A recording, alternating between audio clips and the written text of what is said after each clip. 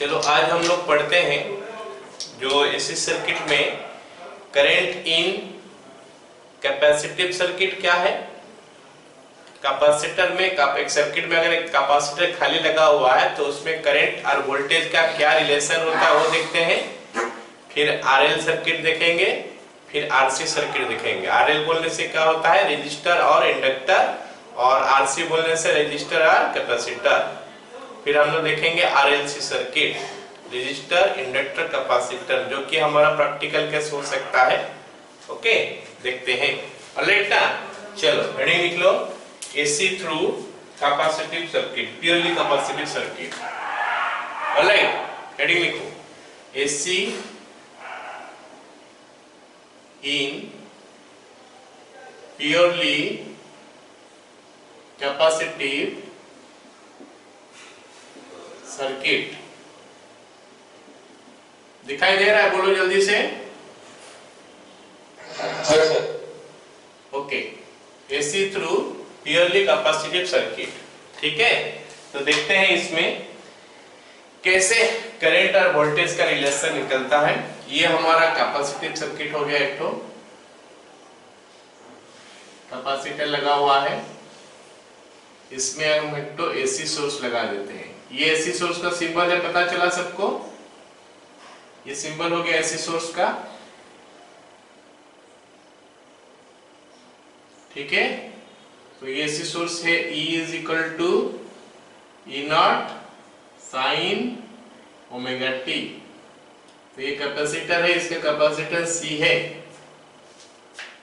तो अगर ये एसी सोर्स इस कैपेसिटर में लगा दिया और स्विच ऑन कर दिए तो होने लगेगा क्या कि ये कैपेसिटर जो है ये चार्ज होने लगेगा। ओके, तो कैपेसिटर में चार्ज आ जाएगा, कैपेसिटर चार्जिंग होगा। जैसे कैपेसिटर चार्जिंग होगा, कोई एक पर्टिकुलर समय में, मतलब इंस्टेंटेनियस का बात कर रहे हैं, मान लेते हैं कोई भी एक इंस्टेंट में ये कैपेसिटर में चार्ज जो है Q आ गया। ओके, ये हो गया हमारा कैपेसिटर में चार्ज। और हम सबको पता है कि जो कैपेसिटर में चार्ज आता है तो उसका ये जो प्लेट है, ये प्लेट के अक्रॉस में पोटेंशियल डिफरेंस आ जाएगा। और हम सबको पता है कि पोटेंशियल डिफरेंस का जो फॉर्मूला होता है Q is equal to C into V का फॉर्मूला में अगर हम देखेंगे तो हमारा V is equal to Q by C होता है। ये सब नो। ऑलराइट, तो जब इसमें चार्ज होगा Q तो उसका अक्रॉस में जो पोटेंशियल डिफरेंस होगा V, that is equal to Q by C। तो V is equal to Q by C। Alright, या फिर हम ये बोल सकते हैं कि Q is equal to C into V। Alright, इतना पोटेंशियल डिफरेंस आएगा। अब इस पोटेंशियल डिफरेंस इतना आएगा तो चार्ज हो गया इतना। अब अगर मैं ये चार्ज को डिफरेंशिएट कर लूं, dq बाई dt कर दूं, तो उस समय कितना करंट फ्लो कर रहा होगा वो पता चल जाएगा। तो यहाँ पे हम V जो है, ये सोर्स से हम लोग देखते हैं, E यूज करके देखेंगे क्या होगा। E is equal to, so Q is equal to C E naught sine omega t। Okay, तो ये हो गया Q is equal to C E naught sine omega t। अच्छा, तो एक मिनट, जस्ट अ मिनट।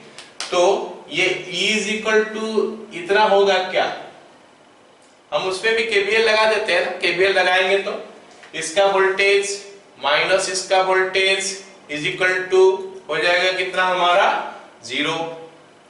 अगर हम KVL लगाएंगे तो potential difference across this is equal to potential difference across this भी बोल सकते हैं उस समय। या फिर हम लोग ऐसे अगर KVL के हिसाब से चलेंगे तो क्या हो जाएगा, इसका पोटेंशियल डिफरेंस माइनस इसका पोटेंशियल डिफरेंस जाओगे तो 0 हो जाएगा। ऑलराइट, तो इस हिसाब से हमारा क्या हो जाएगा, ये जो E है, E ही हमारा Q बाई C होगा। तो इसीलिए हम लोग क्या लिखेंगे, E is equal to Q by C, Q is equal to C into E, Q is equal to C naught sine omega t। तो dq बाई dt करेंगे तो क्या मिलेगा, C नॉट कांस्टेंट हो गया, साइन ओमेगा t का हो गया हमारा cos ओमेगा t, फिर ये ओमेगा टी के लिए ओमेगा आ गया, डेरिवेटिव निकाल रहे हैं ना। ऑलराइट, तो it is coming something like this, C E naught omega या फिर omega C into E naught into cos omega t. But इसको हम लोग क्या कर लेंगे, इस हिसाब से लिखने का कोशिश करेंगे तो क्या हो जाएगा, E naught by 1 by omega C ले लेते हैं into this can be written as sine pi by 2 plus omega t, या फिर omega t plus pi by 2 ऐसे लिख सकते हैं। अच्छा, pi by 2 plus omega t लिखते हैं, pi by 2 plus omega t. Okay, तो उसके बाद हमारा क्या हो जाएगा, E naught by this one, इसको हम लोग बोल सकते हैं, अच्छा यहाँ पे आ गया हमारा करंट आई, ये करंट आई हो गया, ये आई नॉट हो जाएगा, I naught into sine omega t plus pi by 2। यहाँ पे एक सवाल आएगा कि सर ये जो कॉस ओमेगा टी है उसको हम चाहेंगे तो sign pi by 2 minus omega T लिख सकते हैं, ऑफकोर्स हम लिख सकते हैं, लेकिन हम चाहते हैं कि ये वाला चीज जो है ये ई नॉट साइन ओमेगा टी, मतलब ओमेगा टी का साथ कुछ प्लस हो या ओमेगा टी का साथ कुछ माइनस हो, उस हिसाब से आए, जो कि नहीं आएगा अगर हम पाई बाय 2 माइनस ओमेगा टी करेंगे। अगर पाई बाय 2 माइनस ओमेगा टी करेंगे फिर हम बोलेंगे कि सर ओमेगा टी को पहले लाने के लिए माइनस कॉमन ले लेंगे, ला तो सकते हैं, इसे जैसे बता रहा हूं, sign pi by 2 minus omega T भी तो कॉस ओमेगा टी होता है, लेकिन मैं ओमेगा टी को पहले रखना चाहता हूं तो मैं इसको क्या लिखूंगा, साइन माइनस कॉमन ले लूंगा तो omega t minus pi by 2 आ जाएगा। फिर अगर ये माइनस को साइन से बाहर निकालना पड़ेगा, minus sign omega t minus pi by 2, फिर ये जो है ना इसके साथ मैच नहीं करेगा, एक तो माइनस आ गया, तो इसीलिए हम लोग ये पाई बाय 2 माइनस ओमेगा टी ना लिख के omega t minus pi by 2 लिखते हैं। हो गया, इतना पता चल गया। तो यहाँ पे देख सकते हैं ये हमारा वोल्टेज है और ये हमारा करंट है, तो वोल्टेज से आगे चल रहा है करंट, तो current is leading the voltage bye A phase angle कितना, पाई बाय 2। बोलो समझ में आया क्या? चलो मैं लिखाता हूं एक दो लाइन, ये लाइन में थोड़ा कंफ्यूजन था, उसको हम ये करते करेक्ट करते हैं ना। लिखो, ये सर्किट बना लिया, लिखो अनएसी source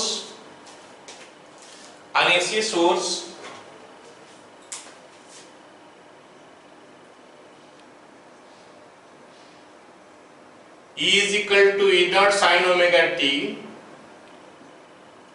is applied to a circuit containing a capacitor of capacitance C, containing a capacitor of capacitance C.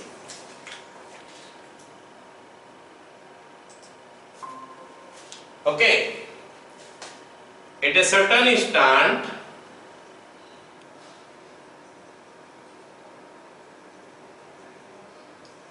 charge on capacitor is Q, therefore potential difference across the plates is equal to Q by C. Alright, this potential difference is equal to the applied potential difference by the AC source, by the AC source. Therefore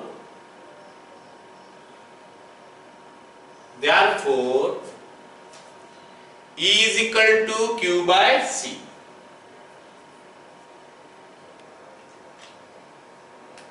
फिर यहां से यहां तक लिख लो, implies Q is equal to C into E,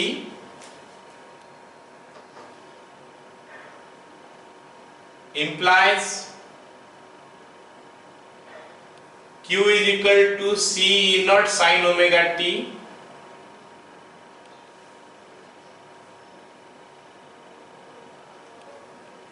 implies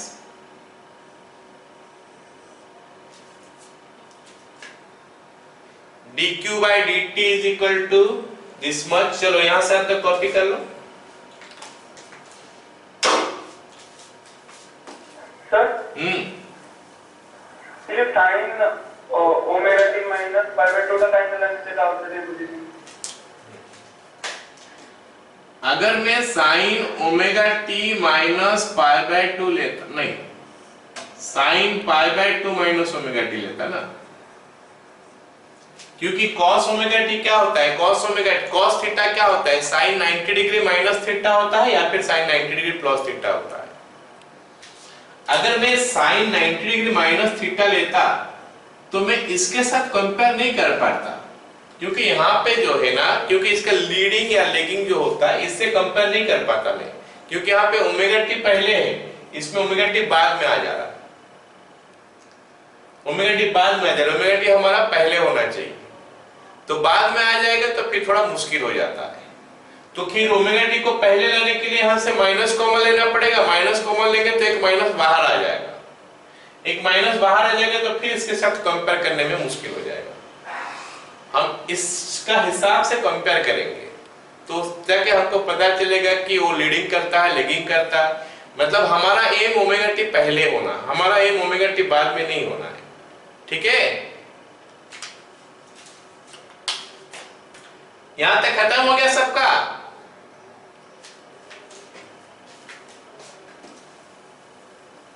चलो अब हम लोग देखते हैं, चलो अब हम देखते हैं उसका वो जो टेबल ड्रॉ किए थे, अभी टेबल ड्रॉ करते हैं। टेबल में क्या होता है देखते हैं। यहाँ पे हो गया और टेबल में ओमेगा टी पहले यहाँ पे था, फिर 0 पाई बाय 2 पाई 3 पाई बाय 2 2 पाई, ये हो गया हमारा वैल्यूज। तो इसमें हम देखते हैं कि v कितना आता है, मतलब i कितना आता है, e कितना आता है, e और i देखते हैं क्या क्या आ रहा है। चलो अब मैं पहले इसका वैल्यू लिख देता हूं सारे में, उसके बाद इस पे देखेंगे कैलकुलेशन करके। e naught sine omega T, omega t 0 मतलब साइन 0, साइन 0 का वैल्यू 0 होता है। ओमेगा टी 1 मतलब पाई बाय 2 मतलब sign pi by 2, sign pi by 2 का वैल्यू 1 इंटू ई नॉट हो गया ई नॉट। फिर अगर मैं लिखता हूं कि पाई लिखता हूं ओमेगा टी का जगह में, ओमेगा टी का जगह में पाई लिखने से क्या होगा, साइन पाई, साइन पाई का वैल्यू कितना होता है 0, तो ई नॉट इंटू 0 हो गया 0। अगर मैं लिखता हूं ओमेगा टी का जगह में पाई बाय 3 पाई बाय 2 तो क्या हो जाएगा, sine 3 pi by 2, sine 3 pi by 2 कितना होता है -1, तो ई नॉट का वैल्यू ई नॉट इंटू -1 तो माइनस ई नॉट आ जाएगा और यहाँ पे फिर से 0 आ गया। बताओ ये कैलकुलेशन समझ में आ गया सबको? Yes sir. अब हम लोग आई नॉट में देखते हैं, सॉरी आई के लिए देखते हैं। बताओ जब हमारा ओमेगा टी 0 है तो ओमेगा टी का जगह में 0 डालेंगे तो ये बनेगा क्या, 0 plus pi by 2, 0 plus pi by 2 मतलब पाई बाय 2 हो गया, साइन पाई बाय 2 1 और आई नॉट इंटू 1 होता है क्या, आई नॉट, तो ये बन गया हमारा आई नॉट। फिर जब मैं डालूंगा ओमेगा टी का जगह में पाई बाय 2 तो यहाँ पे आ रहा है वो पाई by 2 plus pi by 2, pi by 2 plus pi by 2 पाई हो गया, साइन पाई का वैल्यू 0 हो गया, आई नॉट इंटू 0 0 हो गया। फिर जब डालूंगा अगर पाई डालूंगा तो it is pi plus pi by 2, 3 pi by 2, sine 3 pi by 2 is -1, -1 में आई नॉट मल्टीप्लाई होगा तो it is coming minus I naught. फिर ऐसे चेक करते जाओगे, you will get something like this. Okay, अब देखो जब ओमेगा टी 0 था जब ओमेगा टी जीरो था, करंट जीरो है, सॉरी वोल्टेज जीरो है, लेकिन करंट चालू हो चुका है, मतलब करंट पहले है, वोल्टेज बाद में है। Current is leading the voltage by phase angle कितना 90 डिग्री आगे चल रहा है। आया समझ में क्या? Yes, sir. ओके, लिखो from the table it can be concluded, from the table it can be concluded that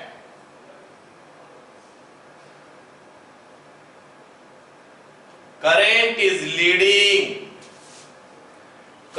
is leading the voltage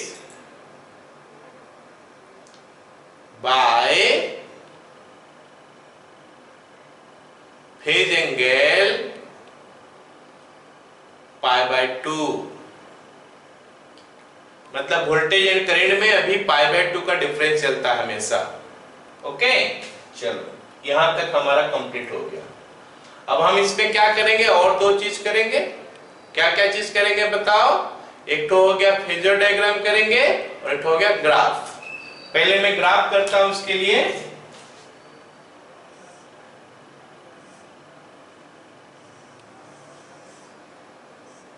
ये किसका ग्राफ हो सकता है बताओगे मेरे को? करंट का या वोल्टेज का?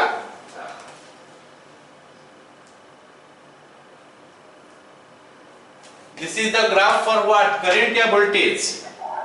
Sir, current. करंट का ये ग्राफ है।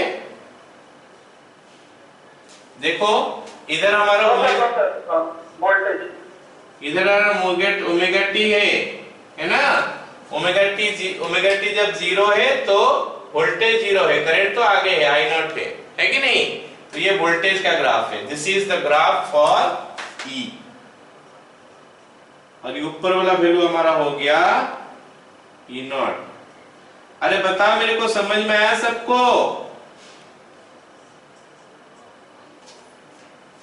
Yes, sir. चलो अब देखते हैं कि करंट का बारे में क्या बोल रहा है।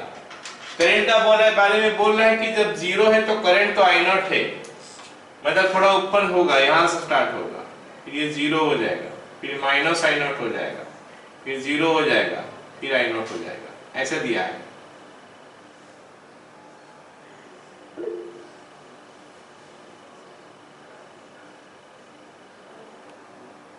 तो ये हमारा करंट के लिए हो गया graph. This is for I. बोलो सबको समझ में आया यहां तक?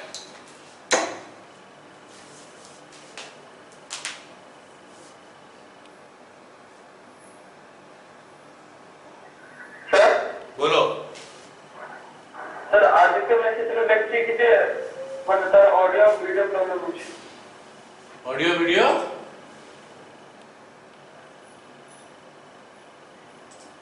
लिटिल प्रॉब्लम, ठीक है देखते हैं। बाकी सबको समझ में आया क्या?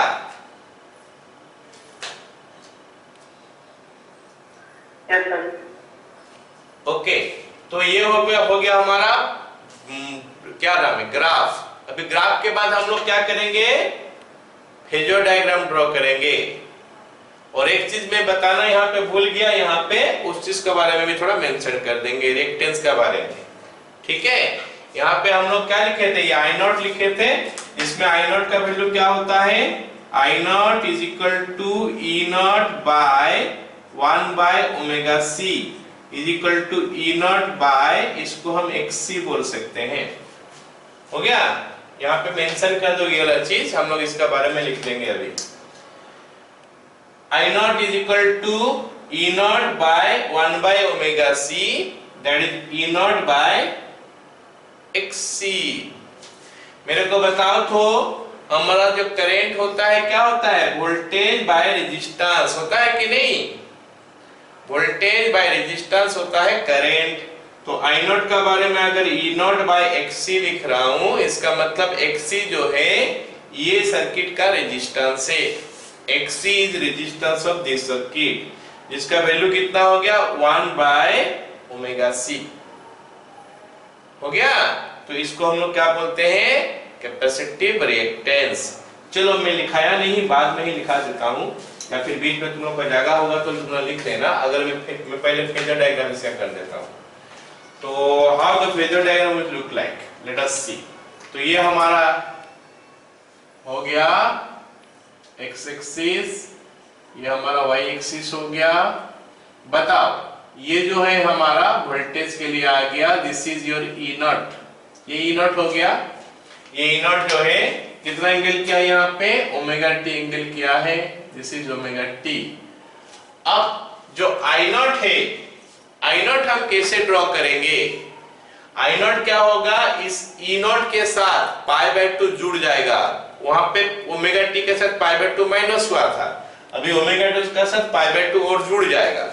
मतलब क्या होगा, ये ई नॉट है तो आई नॉट इसको 90 डिग्री करके चढ़ जाएगा यहाँ पे, this is your I not. ये जो एंगल है ये एंगल 90 डिग्री है। क्लियर हो गया सबको? ये फेजर डायग्राम है इसका।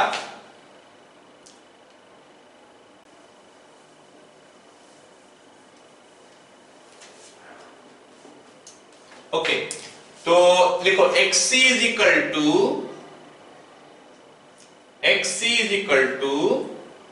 1 by omega C is equal to 1 by 2 pi f into C. Alright, it is playing the role of resistance and is called capacitive reactance। मतलब कैपेसिटर सर्किट में यही रेजिस्टेंस होता है, मतलब यही चीज करंट को अपोज करता है। तो अगर मैं इसका ग्राफ बनाऊं तो graph will come like this. इधर मैं F लिखता हूं और इधर लिखता हूं क्या, XC। तो ग्राफ क्या होता है, कुछ ऐसा होता है। क्योंकि यहाँ पे अगर मैं देखूंगा तो 1 बाय 2 पाई FC है, तो कोई एक कैपेसिटिव सर्किट में C तो कांस्टेंट हो जाएगा, इसका मतलब हो जाएगा क्या, XC proportional to 1 by F हो जाएगा। XC जो हो गया प्रोपोर्शनल टू 1 बाय F हो गया। तो मतलब फ्रीक्वेंसी घटेगा तो हमारा कैपेसिटेंस बढ़ेगा, फ्रीक्वेंसी और घटेगा तो कैपेसिटेंस और बढ़ेगा, फ्रीक्वेंसी अगर बढ़ेगा तो कैपेसिटेंस कम होता है। तो in DC F is equal to 0 last class में बोल रहा था, तो XC is equal to infinite. मतलब current is not flowing, current is not flowing in DC circuit। क्यों? क्योंकि इनफाइनाइट रेजिस्टेंस से अफोर्ड करता है, it afford infinite resistance to the flow of current. कौन सा सर्किट, कौन सा सर्किट? अगर कैपेसिटिव, खाली कैपेसिटर लगा हुआ है वहां पे डीसी कनेक्ट करोगे तो we will say no current is flowing, because जब कैपेसिटर चार्ज हो जाएगा कैपेसिटर का पोटेंशियल और अप्लाइड पोटेंशियल सेम हो जाएगा। जब कैपेसिटर का पोटेंशियल और अप्लाइड पोटेंशियल दोनों सेम हो जाएगा, इन दैट केस क्या होगा, और चार्ज फ्लो करना बंद हो जाएगा। ठीक है, क्योंकि हमको पता है कि 2 पॉइंट का अंदर में अगर हमारा पोटेंशियल डिफरेंस ना रहे तो हमारा वहां पे चार्ज फ्लो नहीं होगा। हम डीसी का बात कर रहे हैं। देखो ये हमारा कैपेसिटर है, ये हमारा बैटरी लगा है। मान लेते हैं बैटरी हो गया 8 वोल्ट का। जब ये 8 वोल्ट हो जाएगा तो ये पॉइंट और ये पॉइंट में पोटेंशियल डिफरेंस कुछ होगा नहीं, ये पॉइंट में पोटेंशियल डिफरेंस कुछ होगा नहीं। तो how charge will flow? Charge flow नहीं कर सकता, इसीलिए करंट फ्लो नहीं करता है। कौन सा सर्किट में? डीसी सर्किट में। लेकिन एसी सर्किट में क्या होगा, मान लेते हैं कोई एक समय में इसका पोटेंशियल इसका पोटेंशियल सेम हुआ, मान लेते हैं ये 8 वोल्ट हो गया, 8 वोल्ट हो गया, तो होना चाहिए बंद। लेकिन ऐसा होगा नहीं, क्योंकि ये एसी वोल्टेज है, तो नेक्स्ट समय में इसका वोल्टेज चेंज हो जाएगा। जो मोमेंटरीली हम देखे थे कि यहाँ पे 8 वोल्ट यहाँ पे 8 वोल्ट है, तो हम सोच रहे थे कि ना बंद हो जाएगा, नहीं, क्योंकि नेक्स्ट इंस्टेंट में इसका पोटेंशियल चेंज हो जाएगा, क्योंकि ये एसी सोर्स है तो इसका पोटेंशियल से चेंज हो जाएगा। इसका मतलब ये दोनों का भीतर में पोटेंशियल डिफरेंस फिर से आ जाएगा, मतलब चार्ज फ्लो करने लगेगा। इसीलिए एसी सर्किट में ही कैपेसिटर में एसी सर्किट अगर है कैपेसिटर सर्किट में अगर एसी सोर्स लगा है तो उसमें करंट हम बोलते हैं कि फ्लो करता है। डायरेक्शन नहीं है, एक डायरेक्शन और दोनों डायरेक्शन में फ्लो करता है, but current is flowing, but not in DC circuit, क्योंकि वहां पे जब पोटेंशियल दोनों का सेम हो जाएगा फ्लो ऑफ चार्ज स्टॉप्स। बोलो समझ में आया?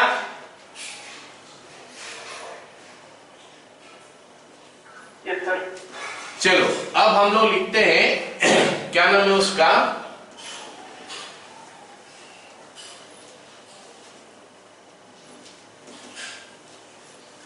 एसी अगर फ्लो करता है, मतलब एसी सोर्स अगर हम लगा देते हैं आरएल सर्किट में, तो कैसे कनेक्ट होता है, क्या करंट और वोल्टेज का भीतर में क्या रिलेशन होता है देखते हैं। ठीक है, चलो लिखो AC through RL circuit. RL circuit का मतलब हो गया क्या, रेजिस्टेंस और इंडक्टर। तो ये हमारा आर हो गया, ये हमारा एल हो गया। इस सर्किट में हम लोग क्या किए, लगा दिए क्या, एक तो एसी सोर्स, ये एसी सोर्स लगा दिए। मैं इसका नाम अभी V लिखता हूं, V is equal to V naught sine omega t. बताओ समझ में आया? हम लोग क्या पढ़ रहे हैं अभी, ये आर एल, इसका रेजिस्टेंस R है और इसका इंडक्टेंस L है। जब हम उस सोर्स को स्विच ऑन कर देंगे तो इसका अक्रॉस में कुछ पोटेंशियल डिफरेंस आएगा, इसके अक्रॉस में कुछ पोटेंशियल डिफरेंस आएगा। ये पोटेंशियल डिफरेंस VR मान लेते हैं और ये पोटेंशियल डिफरेंस VL मान लेते हैं। इनका स्टडी अगर एनालिटिकल मेथड में हम लोग करेंगे, it's a very difficult job, काफी लेंथी, काफी कंफ्यूजन सब क्रिएट होगा। इसीलिए इसको हम लोग क्या एनालिटिकल ट्रीटमेंट, एनालिटिकली नया पढ़ के हम इसको क्या करते हैं, वेक्टोरियली पढ़ते हैं या फिर फेजर डायग्राम के हिसाब से पढ़ते हैं। तो इसका स्टोरी जो है ना काफी आसान हो जाएगा। ओके, चलो देखते हैं क्या हो रहा है। अब ये हो गया V is equal to V naught sine omega t. देखते हैं कि अगर मान लेते हैं हमारा कोई एक समय में कुछ ऐसा है, ऑलराइट, ये हमारा x एक्सिस हो गया, ये हमारा y एक्सिस हो गया। ऑलराइट, कोई एक समय में मान लेते हैं करंट यहाँ पे फ्लो कर रहा है, I is equal to I naught sine omega t. समय में करंट कितना फ्लो किया, तो उस करंट के लिए यहाँ पे आ जाएगा पोटेंशियल डिफरेंस VR और यहाँ पे भी आ जाएगा पोटेंशियल डिफरेंस VL। जरा बताओगे कि ये जो पोटेंशियल डिफरेंस VR है, it should go along which direction, ये पोटेंशियल डिफरेंस किस डायरेक्शन में जाना चाहिए, करंट का डायरेक्शन में ही जाएगा, क्योंकि इन फेज होता है। इसमें क्या होता है, पोटेंशियल डिफरेंस जो होता है इसमें इन फेज होता है, potential difference across the resistor. But inductive circuit में पोटेंशियल डिफरेंस और करंट, इंडक्टिव सर्किट में पोटेंशियल डिफरेंस और करंट ये दोनों में फेज एंगल होता है 90 डिग्री। कौन आगे चलता है, करंट या वोल्टेज? इंडक्टिव सर्किट में वोल्टेज आगे चलता है या करंट आगे चलता है?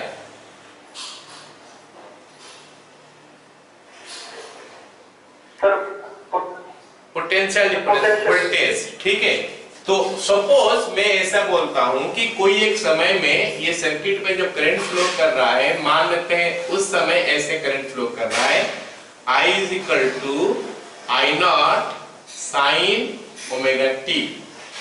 अगर मैं VR का बात करूं, अगर मैं VR का बात करूं तो VR क्या होगा, VR will be what, V not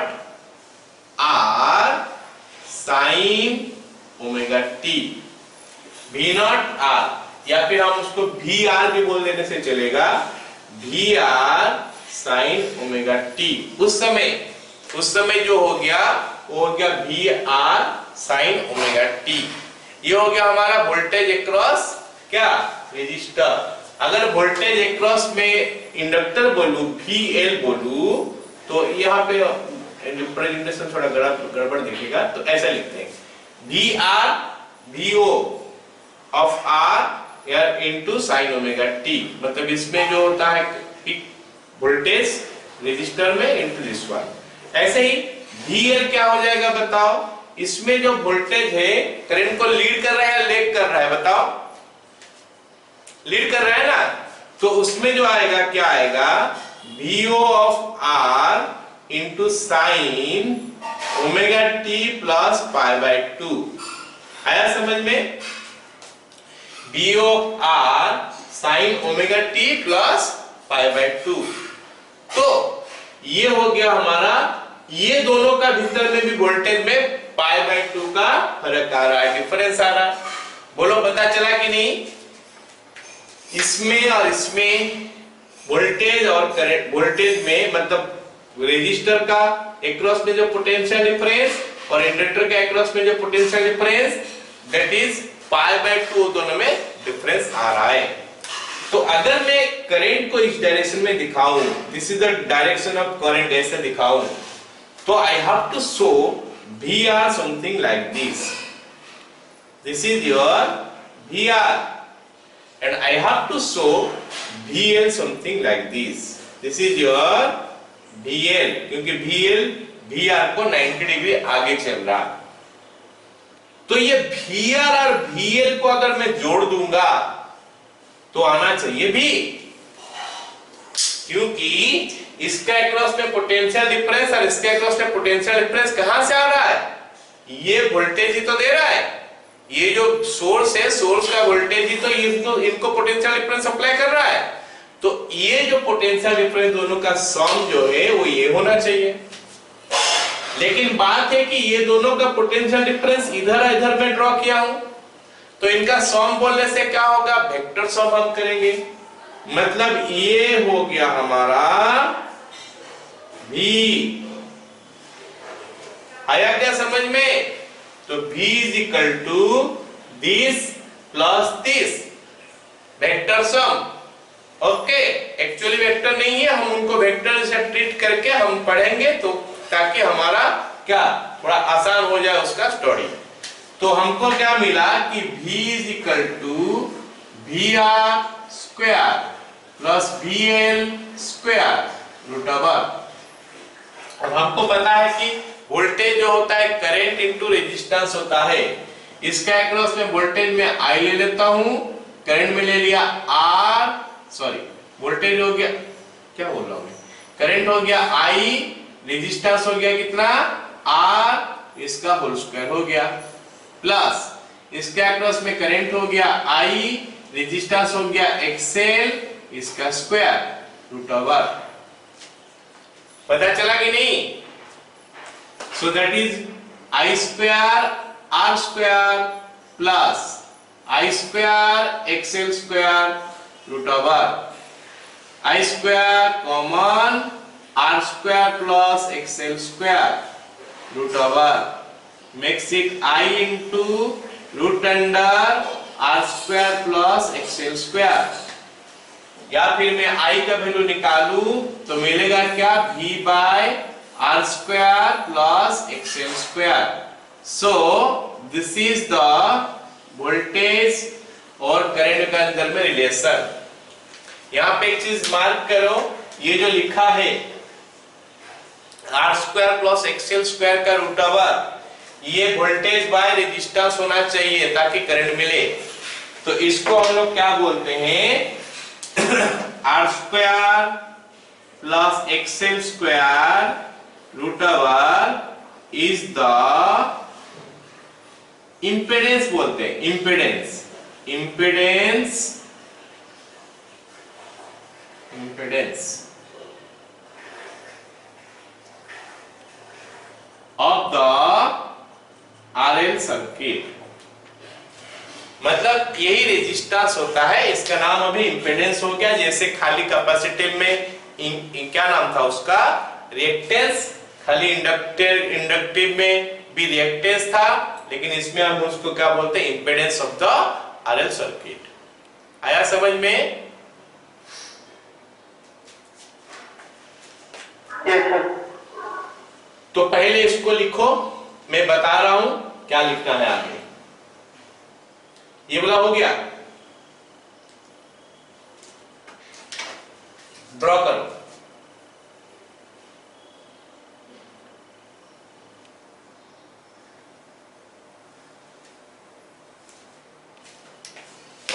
alright, लिखो an AC source is connected to RL circuit. Okay, उसके बाद at a certain instant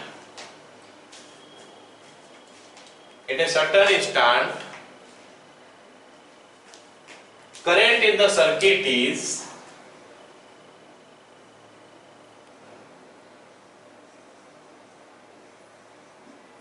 I is equal to I naught sin omega t. Okay, full stop. So potential difference will appear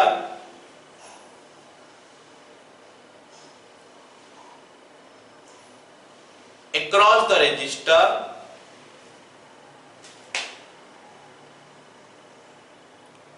bracket में in phase with current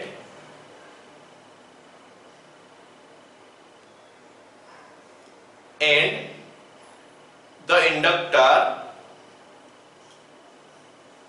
bracket में leading current by pi by 2. Okay, therefore VR is equal to V naught R sin omega t, VL is equal to V naught L sin omega t plus pi by 2. Okay,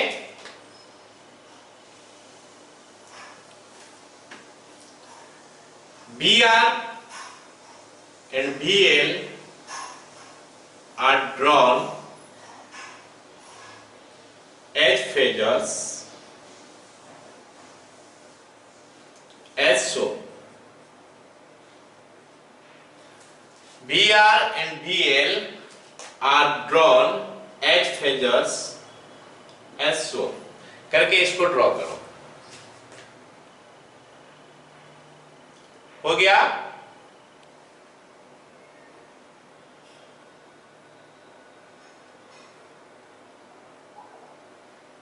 yes sir. Alright, अब लिखो। तो net potential difference across the circuit, बुला रहा हूं, लिखो, है ना। Net potential difference across the circuit is vector sum of VL and VC, VL and VR. Therefore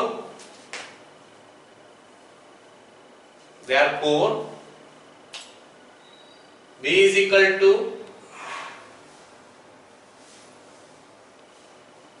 VR square plus VL square.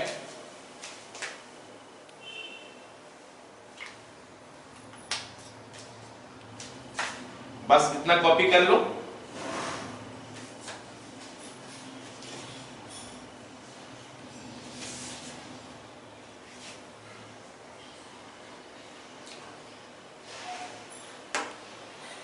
इतना कॉपी कर लो।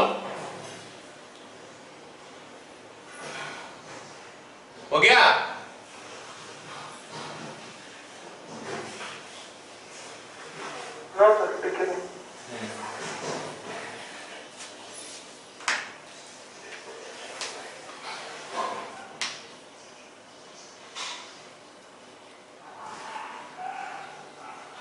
Yes sir.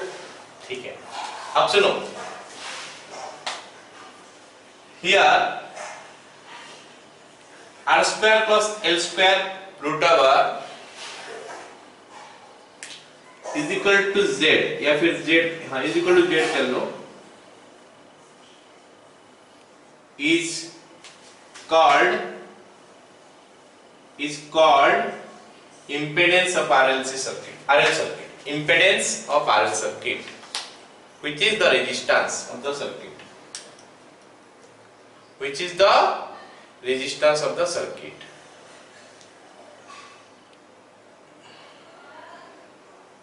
खत्म हुआ?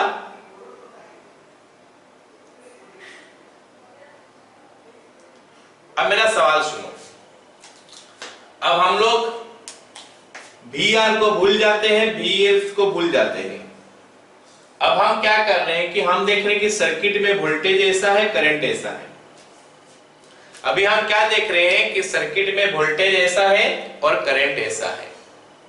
तो बताओ मेरे को कि वोल्टेज और करंट में क्या रिलेशन है? Voltage is leading the current या voltage is lagging the current? Forget about VR, forget about VL now we are talking about V, मतलब सर्किट का बारे में बात कर रहे हैं। सर्किट में वोल्टेज ये है, करंट ये है। बताओ वोल्टेज लीड कर रहा है या लैग कर रहा है? लीड। हाँ, voltage is leading the current by some phase angle. ये फेज एंगल कितना है? ठीक है, ये फेज एंगल को हम लोग फाई लिखते हैं। लिखो आगे। In this case current is lagging the voltage, in this case, या फिर इन RL सर्किट बोल सकते हो, current is lagging the voltage by phase angle phi. तो अगर मैं tan फाई निकाल दूं तो क्या निकलेगा? tan phi is equal to tan phi this height by this, या फिर this length by this length, this length is VL by this length is VR, that is equal to VL का value I into XL, VR का value I into R, तो XL by R, XL का value omega L by R, tan phi is equal to इतना। बताओ समझ में आया सबको?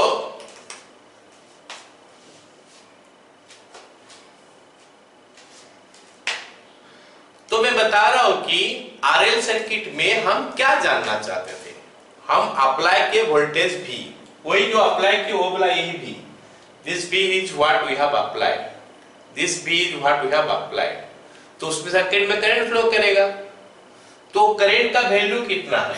ये आ गया उसका वैल्यू, ये आ गया करंट का वैल्यू, ऑलराइट। और ये, हाँ ये आ गया उस करंट का वैल्यू। ये करंट जो है वोल्टेज को लेग कर रहा है। कितना डिग्री लेग कर रहा है? फाई एंगल लेग कर रहा है। ओके, ये करंट को फाई एंगल लेग कर रहा है। इसका मतलब है कि अगर मैं यह सर्किट के लिए करंट के लिए दिखाऊं तो करंट क्या आएगा? कुछ ऐसा, ये V is equal to V naught sine omega t है। करंट के लिए क्या करूंगा? I is equal to I naught sine omega t minus phi. मेरे बात समझ में आया क्या?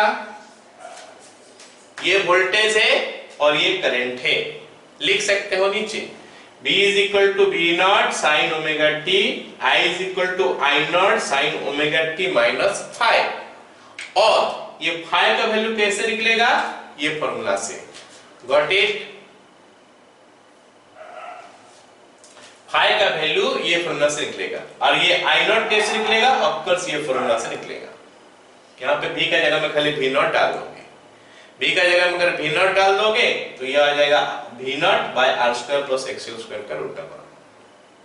ओके, तो लिख सकते हैं I naught is equal to V naught by root under R square plus XL square. हो गया क्या रे?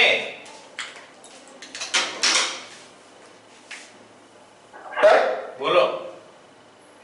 सर ये ओमेगा टी कोड रहे हो मैंने सेम फेज डिफरेंस था ये तो लिखी ची कोट रहे हो माने एई जगह रे कहूछु ए प्लेस रे ना सर मैंने ग्राफ पे मैंने से जो पायर ऑफ फेज डिफरेंस रहेगा ओमेगा टी का भी ओमेगा टी से भी रहेगा बस ना ना सर बुझिएगा। तो आगे लिखो AC through RC circuit, RL circuit खत्म, आरसी सर्किट लिखो, फटाफट लिखो अभी, ऐसे टाइप का है वो।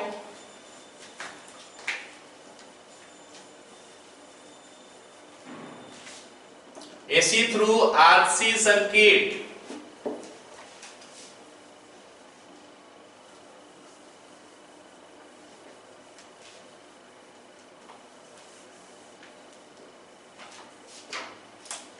यहां पे एल हटा देता हूं मैं,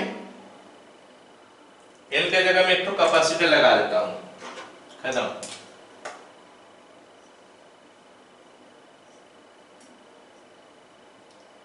एसी यहां पे हमारा आ गया क्या, बीसी। तो चलो लिखना चालू कर दो, बाद में बीच बीच में जो समझाना होगा मैं समझा दूंगा। लिखो an AC source is connected to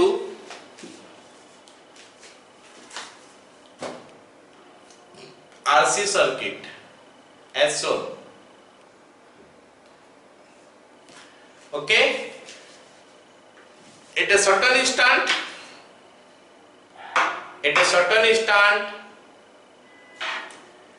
current in the circuit is, at a certain instant current in the circuit is I is equal to I naught sin omega t. Okay, so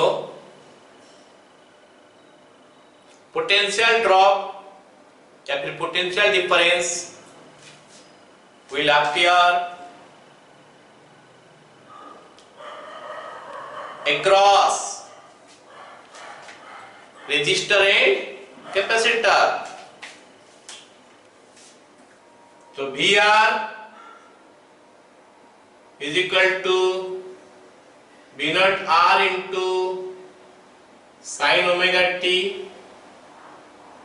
VC is equal to V naught R into V naught C into sin omega T. सही लिखा क्या मैं? अगर समझे हो तो बोलो कि सही लिखा हो कि नहीं, ठीक है कि नहीं बताओ। प्लस 5/2 होगा ना, प्लस 5/2 होगा ना माइनस 5/2 होगा?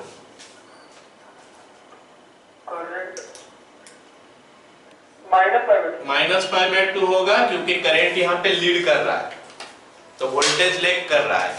तो अगर समझा होगा तो ये वाला पॉइंट समझ में आ गया होगा कि हाँ ये VR हो गया, VC ऐसे हो गया, क्योंकि करंट के साथ ये सेम फेज में है तो it is sin omega t रहेगा। ये 90 डिग्री फेज कम हो जाना चाहिए इसमें, ठीक है। चलो अभी फेजर डायग्राम करते हैं, लिखो द फेजर डायग्राम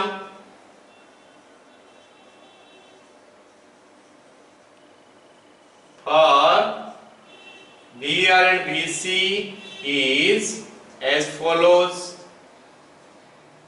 तो हम फेजर डायग्राम ड्रॉ कर रहे हैं अभी।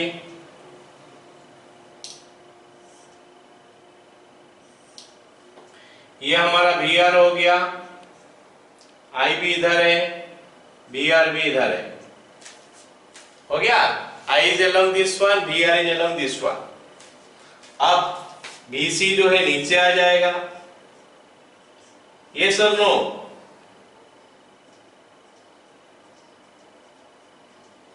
तो जो अप्लाइड है वो अप्लाइड कुछ ऐसा आ जाएगा, this is the applied one.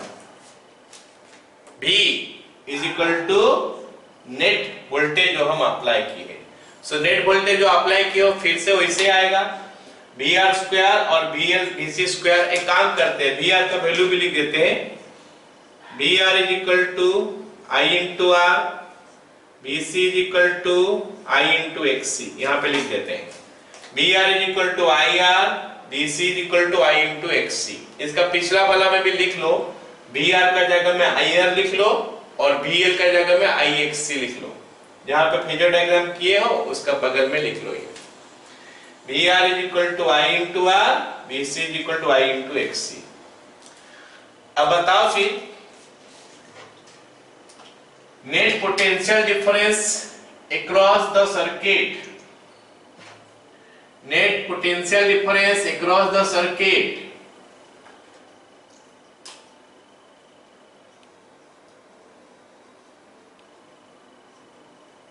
is the vector sum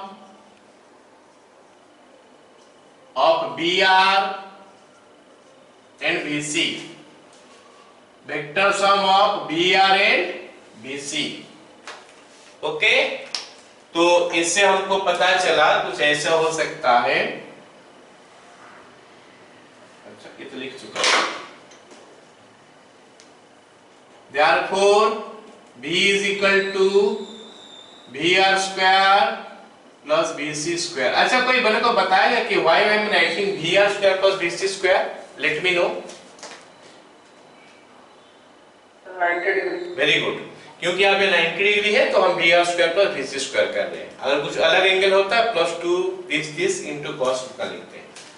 तो VR square के जगह में हम लिख देंगे I into R whole square plus I into X C whole square root over I square common ले लिया तो R square plus X C का square root over I into R square plus X C square root over, तो I हो गया हमारा v by R square plus X C square root over. Okay, यहाँ पे फिर से वही बात हो गया हो यार, R square plus X C square का रूट ओवर को हम लोग जेड बोलते हैं, इम्पीडेंस ऑफ द सर्किट। क्या लिखते हैं? जेड। और क्या बोलते हैं इसको? Impedance, impedance of the circuit. Alright, तो इम्पीडेंस ऑफ द सर्किट हो गया ये Z, जो कि रेजिस्टेंस जैसा काम करता है। ओके, तो I can see here now, यहाँ पे हमारा फेज एंगल हम देख रहे हैं फिर से 5 हो गया मान लेते हैं। अब बताओ करंट आगे है या वोल्टेज आगे है? ये हमारा अप्लाइड वोल्टेज है और ये करंट है सर्किट में। सर्किट में हमारा अप्लाइड वोल्टेज ये है और करंट ये है। तो मेरे को बताओ करंट जो है वोल्टेज को लीड कर रहा है या लेग कर रहा है? तो लिखते हैं current is leading voltage by phase angle phi, और वो फाई निकालते हैं कितना होता है। फिर से हम लिखेंगे 10 फाई इज इक्वल टू क्या हो जाएगा बताओ? This one by this one, BC by VR। BC हो गया I into XC by VR हो गया कितना? I इंटू R, मतलब XC बाय R। या फिर हम ऐसे बोल सकते हैं 10 phi is equal to 1 by omega C by R, 1 by omega C into R। So this is 10 phi. Clear?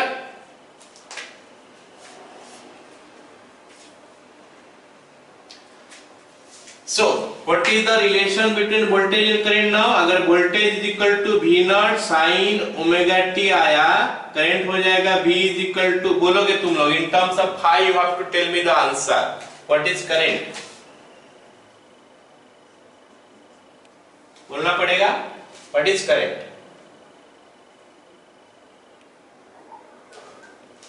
Sir resistor.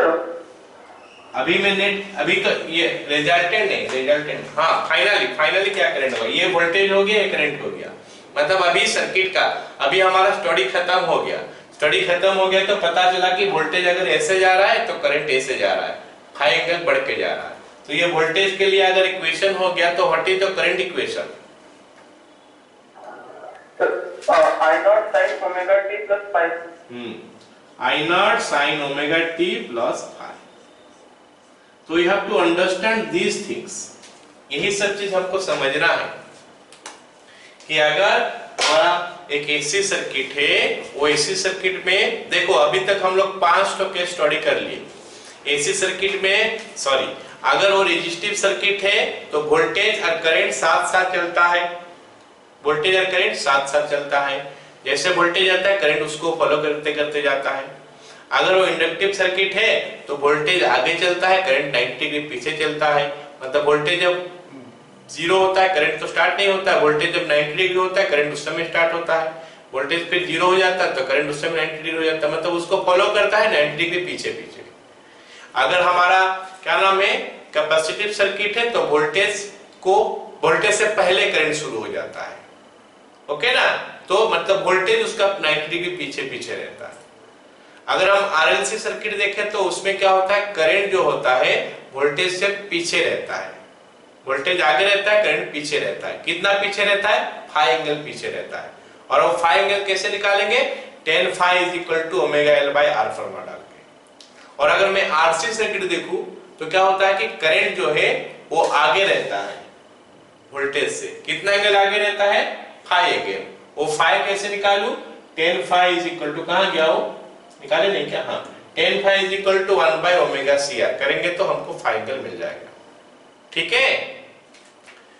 अब अगर हमारा वो आरएलसी सर्किट होगा तो क्या होगा, तो अभी हम पढ़ेंगे ठीक है। तो अभी हम लोग पढ़ेंगे एसी थ्रू आरएलसी सर्किट। लिख लो एसी थ्रू आरएलसी सर्किट। तो ये हमारा आरएलसी सर्किट हो गया,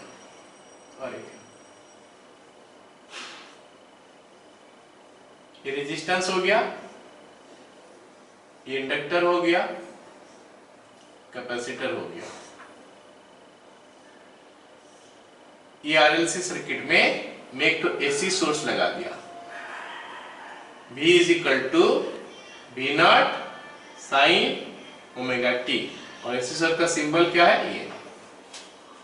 ओके, तो रेजिस्टेंस R हो गया, कैपेसिटर इंडक्टर L हो गया, कैपेसिटर C हो गया capacitance.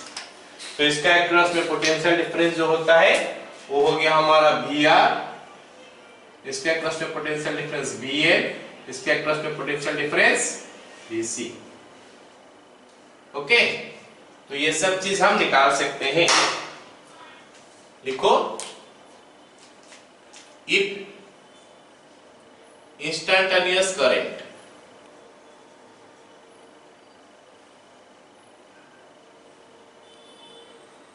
I = I0 sin omega t। अगर इंस्टेंटेनियस करंट I0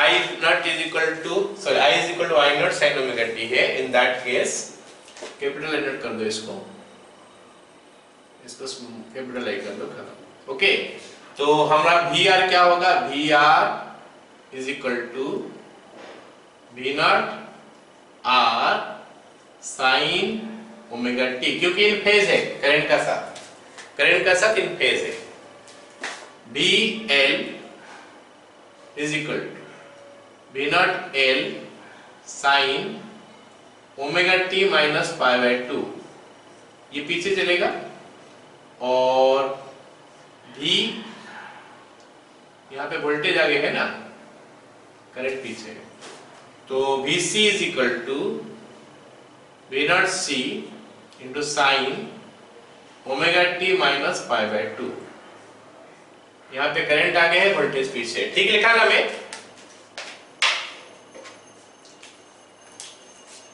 तो इतना हो गया, सबका खत्म। उसके बाद लिख सकते हैं द फेजर डायग्राम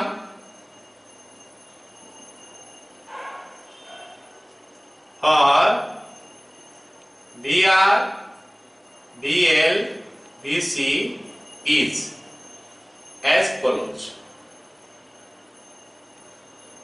तो पहले मैं क्या करता हूं, ये हमारा I हो गया, मतलब VR हो गया, ये बताओ VR ये हो गया। अच्छा, अब हम क्या करेंगे, VL ड्रॉ करेंगे और VC ड्रॉ करेंगे। VL किधर ड्रॉ करेंगे, कोई बताओ मेरे को। Where I will draw VL? हाँ, very good, this is your VL। बड़ा छोटा करके ड्रॉ करेंगे। और VC हो गया नीचे, VC थोड़ा छोटा कर देना, VL थोड़ा बड़ा कर देना। हम ये मान के चल रहे हैं कि VL ग्रेटर देन VC। जरूरी है नहीं, लेकिन हम ये मान के इसका स्टडी कर रहे हैं, ठीक है। VL greater than VC। अब हमारा जो नेट भी आएगा, ये तीनों का रिजल्टेंट आएगा, ये तीनों का रिजल्टेंट आएगा। हम सीधा वेक्टर चैप्टर में चल जाते हैं ना, हम सीधा वेक्टर चैप्टर में चल जाते हैं। वेक्टर चैप्टर में मान लेते हैं 5i कैप है, ये 3j कैप है, ये -1 या फिर -i कैप है, सॉरी -j कैप है। हमको बोला है कि ये तीनों का रिजल्टेंट निकालो। तो हम पहले ये y वाला देख लेते हैं क्या, this one plus this one, ये दोनों को ऐड करेंगे तो कितना आ रहा, 2j के, मतलब इससे ये एक्चुअली माइनस हो गया तो इतना आ गया। फिर हमारा ये रिजल्टेंट आ गया, इसका स्क्वायर प्लस इसका स्क्वायर। तो सेम चीज हम यहां पे भी करने वाले हैं। ये हमारा VL हो गया, ये हमारा VC हो गया। तो ये दोनों का जो रिजल्टेंट है वो इधर आ जाएगा, और ये वाला हमारा हो गया क्या, VL माइनस VC। अब इनका जो रिजल्टेंट है वो आ गया net potential difference of the circuit. ये हमारा V है।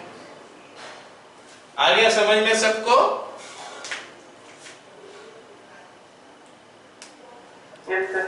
तो ये जो है करंट, अभी हम यहां पे देख रहे हैं, वोल्टेज ये जा रहा है, करंट वोल्टेज को लैग कर रहा है।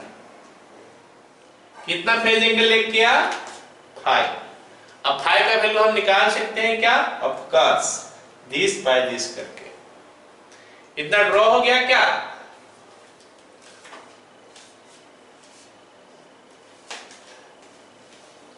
तो लिखो the net potential difference across the circuit. अच्छा, यहां पे एक चीज और भी लिखना पड़ेगा हमको, VR इज इक्वल टू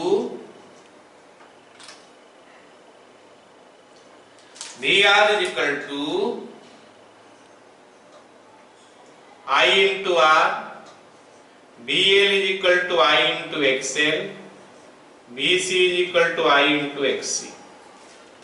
हो गया? Therefore VL minus VC is equal, ऐसे करते हैं, let VL greater than VC, therefore VL minus VC is equal to I into XL minus XC। Okay, ये लिख लो। उसके बाद therefore net potential difference across the circuit is V, that is equal to, यहाँ पे लिखा हुआ है ये वाला VL minus VC है, मतलब ये वाला भी हमारा VL minus VC हो जाएगा। क्या होगा फिर पढ़ के बता, ये V है is equal to VR square plus VL minus VC square।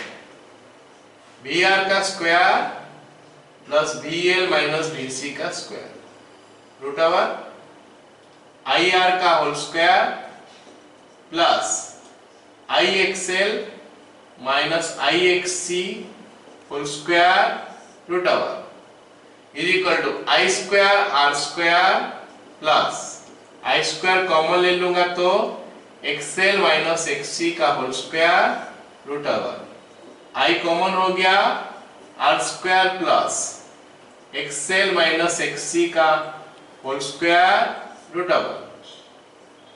तो इसमें से हमको I का वैल्यू मिल गया कुछ ऐसा, तो I is equal to V by R square plus XL minus XC का whole square root over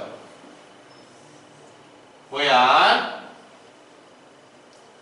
R square plus XL minus XC का whole square root over is equal to Z is called impedance of the circuit। हो गया यहां पे? अच्छा, यहां पे हमारा यहां पे हमारा हो गया क्या? Current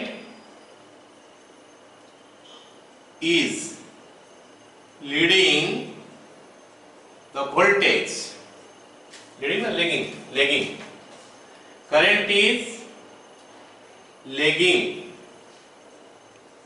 the voltage by phi। तो tan phi का वैल्यू हमारा कैसे निकलेगा? फिर VL minus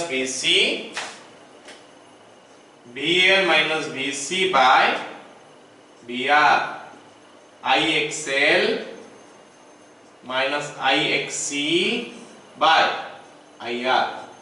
So tan phi is equal to XL minus XC by R। XL का वैल्यू पता है ना सबको? ओमेगा L होता है, XC का वैल्यू 1 by ओमेगा C होता है। इतना तक समझ में आया सबको?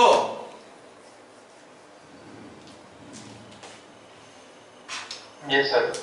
तो फिर मेरे को बताओ, अगर V is equal to V naught sine omega t है तो I is equal to क्या होगा? ये एंगल देख के बताना है।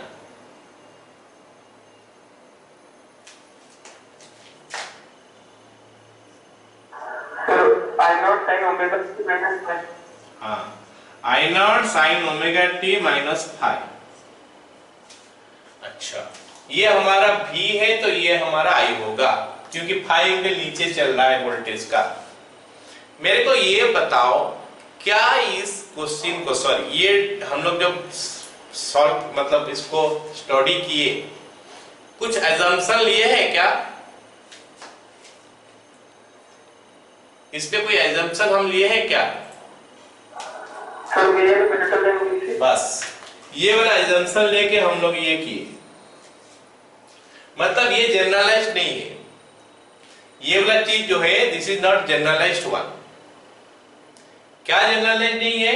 कि फाई एंगल ये नीचे ही जाएगा। अगर कहीं VC ग्रेटर देन VL हो जाए, अगर VC VL से बड़ा हो जाएगा, VC नीचे जा रहा है, VL से बड़ा हो जाएगा, तो रिजल्टेंट ऐसा भी आ सकता है V का, तो I उसमें क्या हो जाएगा? लीड कर जाएगा। मेरी बात समझ में आया कि नहीं? तो RLC सर्किट में मैं श्योर नहीं हूं कि करंट वोल्टेज को लैग करेगा। मैं अगर ये मानता हूं कि VL ग्रेटर देन VC तो करंट वोल्टेज को लैग करेगा, ये मेरे को पता है। अगर VC ग्रेटर देन VL हो गया तो करंट वोल्टेज को लीड करेगा। मेरे बात समझ में आया सबको? RLC सर्किट में it is not a generalized one कि ओमेगा टी माइनस फाइव होगा। क्या I is equal to I naught sine omega t plus five हो सकता है RLC सर्किट में? जवाब दो।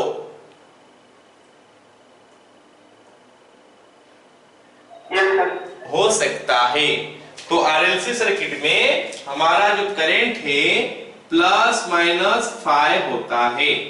हम जो एग्जाम्पल लिए या फिर मैं जो एजम्पशन लिया उस हिसाब से माइनस फाइव होगा, but can be plus minus five. Are you getting it? और अगर प्लस फाइव होगा, ये जगह में हल्का सा चेंज होगा, XC minus XL by R। But हमारा स्टडी हमेशा VL ग्रेटर देन VC से होता है।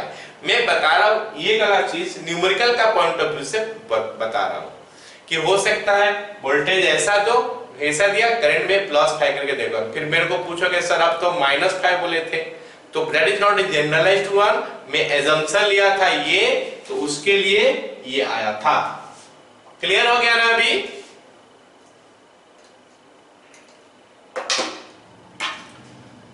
Yes sir.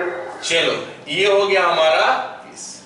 अब यहाँ पे एक चीज है ना, इसका बारे में हम थोड़ा स्टडी करेंगे, ये आर का बारे में, जेड का बारे में। ऑलराइट, हेडिंग लिख लो, इतना कंप्लीट हो गया। हेडिंग लिख लो, रेजोनेंस। रेजोनेंस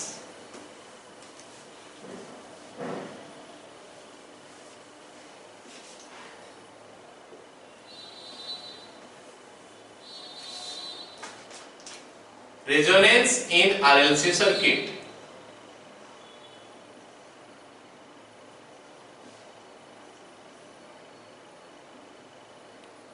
RLC सर्किट का रेजोनेंस बोलने से हम क्या समझते हैं? Z is equal to R square plus XL minus XC का होल स्क्वायर। ये हो गया। मैं बता दे रहा हूं सबका Z क्या है। अगर हम RC सर्किट ले रहे हैं तो आर स्क्वायर प्लस XC का स्क्वायर का रूट होगा। अगर मैं RL सर्किट ले रहा हूं तो आर स्क्वायर प्लस क्या XL का स्क्वायर का रूट होगा। ये RC के लिए है, ये RL के लिए है, और अभी हमारा आया R square plus XL minus XC का स्क्वायर का रूट होगा। ये हमारा RLC सर्किट है। बताओ, ये जो RLC सर्किट है, सॉरी RC सर्किट या RL सर्किट, इसमें ना हम रेजिस्टेंस का बारे में कुछ कम बेसी नहीं कर सकते हैं। हमारे पास कोई रास्ता नहीं है कि रेजिस्टेंस को कम बेसी कर सके।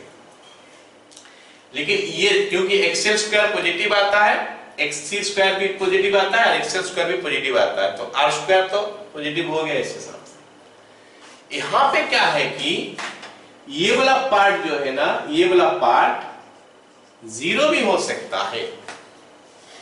जब ये वाला पार्ट जीरो हो जाएगा तो इन दैट केस वो सर्किट का रेजिस्टेंस घट जाएगा।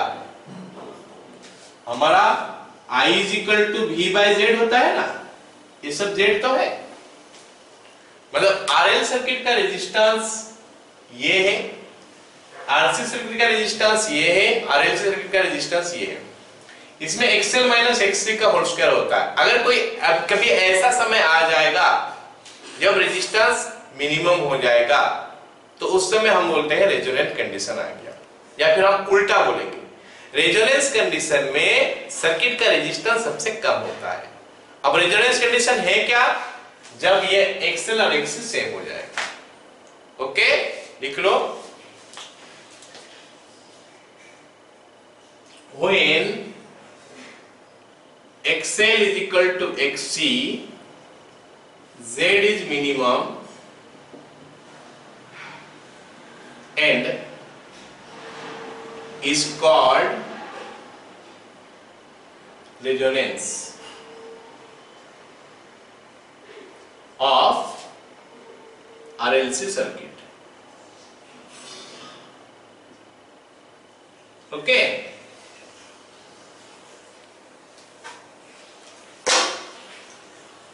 The frequency at which it takes place is called resonant frequency. Okay, तो देखते हैं क्या होता है यहां पे। At resonance condition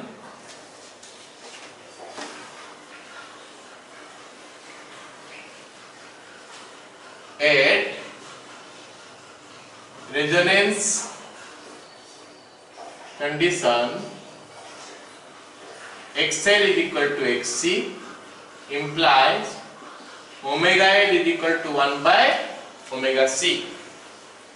Omega L is equal to 1 by omega C implies omega square is equal to 1 by LC implies omega is equal to 1 by root under LC implies 2 pi f is equal to 1 by root under LC implies F is equal to 1 by 2 pi root under LC। इसको हम लोग बोलते हैं resonance